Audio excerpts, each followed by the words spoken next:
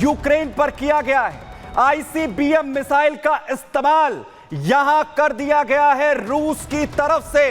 ICBM रुबेस दागी गई है यूक्रेन पर। बड़ी अपडेट, युद्ध क्षेत्र की आज की सबसे बड़ी खबर। जो गुस्सा है रूस का, पुतिन पूरी तरह से तिलमिलाए हुए हैं। जो हमले रूस पर स्टॉर्म शैडो के जरिए हुए, इसके जरिए जो अमेरिकी मिसाइल है ATACMS उसका इस्तेमाल किया गया, उसका जवाब आईसीबीएम से रूस ने दिया है।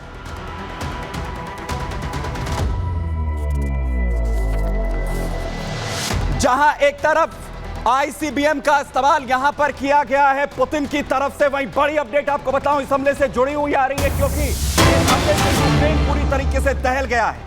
रूस ने आईसीबीएम रुबेस का इस्तेमाल इस हमले में किया है। जो बड़ी जानकारी आ रही है, इंटरकॉन्टिनेंटल बैलिस्टिक मिसाइल रुबेस जिसे यूक्रेन पर दागा है। जो एक्सक्लूसिव तस्वीरें सामने आ रही है, तस्वीरें जरा फुल फ्रेम दिखाइए। ये तस्वीरें जिसमें RS-26 रुबेस जो कंफर्म कर रही है उस हमले को जो यूक्रेन पर किया गया है। निप्रो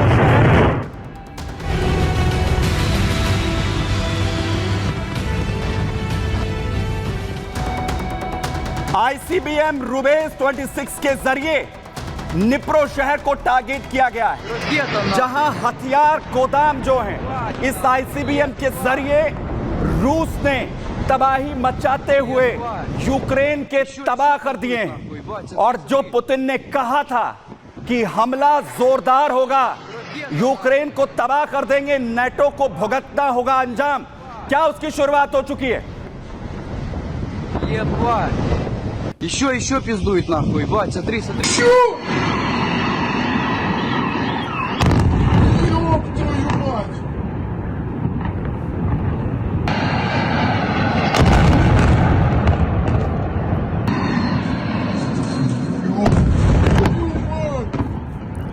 तो रूस की तरफ से आईसीबीएम के इस हमले के जरिए बड़ा पलटवार कर जवाब यहां पर दे दिया गया है। और क्या विध्वंसक हथियारों की यह जंग की शुरुआत हो चुकी है। मेरे साथ कर्नल शैलेंद्र सर यहां पर जुड़ रहे हैं। सर, बहुत शुक्रिया हमारे साथ जुड़ने के लिए। लेकिन सबसे बड़ा हमला इस युद्ध में आईसीबीएम का सर इस्तेमाल कर दिया है रूस ने। जय हिंद, नमस्कार। देखिए, ये होना ही था, क्योंकि दिख रहा था काफी दिनों से जिस तरीके से यूएस और उसके एलाइज और नेटो यूक्रेन को वेपन सिस्टम दे रहे थे, एडवांस्ड वेपन सिस्टम दे रहे थे। So what do you expect?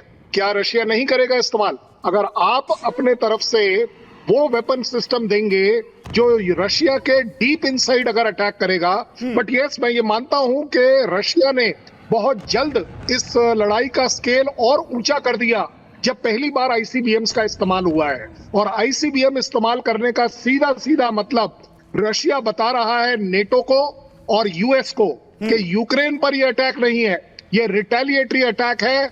आपके जो स्टॉर्म शैडो है उसके ऊपर है, ये आप जो सप्लाईज यूक्रेन में दे रहे हैं उसके ऊपर है। अब आप देखेंगे कि पोलैंड जैसी कंट्रीज को भी एक तरीके से चैलेंज किया जाएगा, उनको टारगेट किया जाएगा, क्योंकि रूस ने कहा है। बिल्कुल, आप बिल्कुल सही कह रहे हैं, क्योंकि रूस ने यह कहा है कि हम पोलैंड तक भी अटैक करने से नहीं चूकेंगे।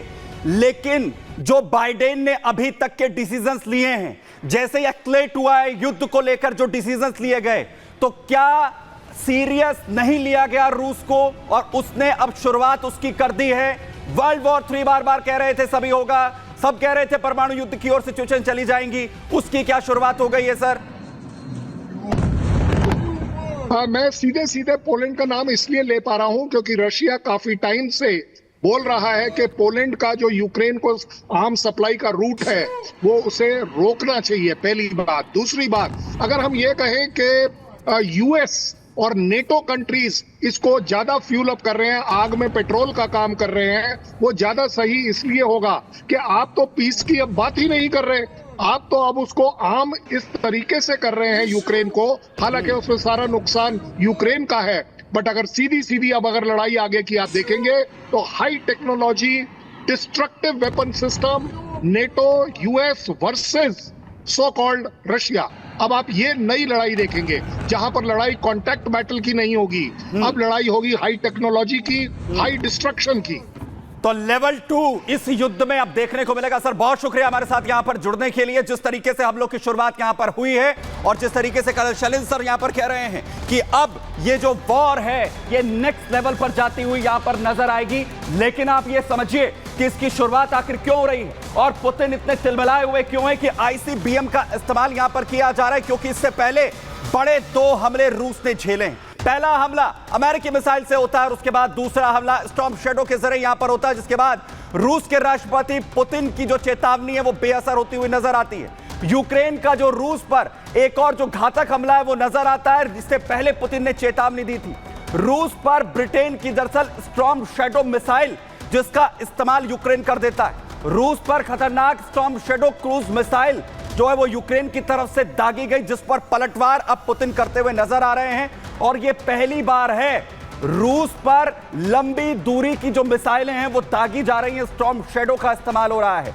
क्रुक्स जो शहर है के मेरिनो गांव स्टॉर्म शैडो जहां पर उसके टुकड़े भी बरामद किए गए हैं, टारगेट से किया गया था। यहां पहले अमेरिकी और अब ब्रिटिश मिसाइल का इस्तेमाल, जिसने पूरी तरह से रूस को यहां पर झिझोड़ दिया है, पुतिन को गुस्से में लाकर रख दिया है। बाइडेन के ऑर्डर के बाद से यूक्रेन जो है वो रुकता हुआ नजर नहीं आ रहा है, लगातार हमले एक के बाद एक रूस पर कर रहा है, जो अमेरिका की तरफ से कहा गया था कि अंदर घुसकर वार करो। जहां इससे पहले अमेरिकी ATACMS मिसाइल के जरिए हमला यूक्रेन की तरफ से रूस पर किया गया था, उसके बाद रूस के ब्रॉस्क बॉर्डर इलाके पर तबाही जो है वो ATACMS के जरिए मचाई गई थी।